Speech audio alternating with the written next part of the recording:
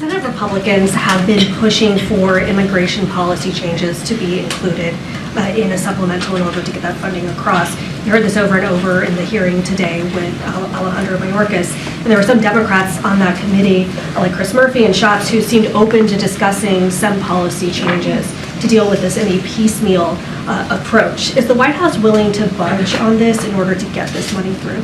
So look, on day one, the president put forward a comprehensive immigration plan, legislation for Congress to take a serious look at and to work with him on getting that done. We have a broken immigration system. It's been broken for decades now, and the president has done everything that he can on his own to try to figure out how do we deal with what's going on at the border. There is a plan out there. There is a piece of legislation out there from the first thing that he did on day one of his administration.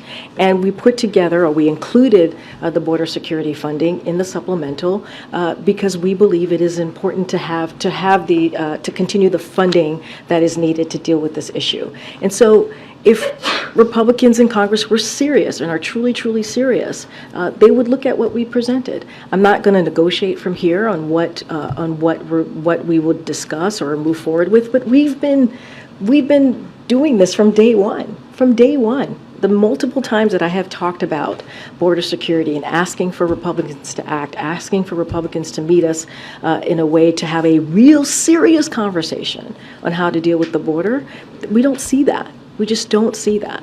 But are there border policy concessions is it possible that could be part of this? Look, I'm not going to go, point by point on what Republicans are putting forward. Not going to negotiate from here, but we have been doing this since day one of this president's administration, day one, on trying to figure out how do we deal with the border security issue. And he did that by putting forward a piece of legislation that is comprehensive and that deals with immigration in a real way. And what we have seen over and over again is political stunts.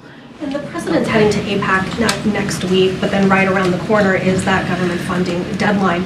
Is the White House considering any alterations to his schedule or plans? Could he potentially come back a little bit earlier? We don't have any changes to his schedule. Look, this is something that Congress can get done very easily. This is their job, right? Their job to keep the government open. It is up to them to get this done. They have to do their jobs. They have to do this work. They have to keep their commitment.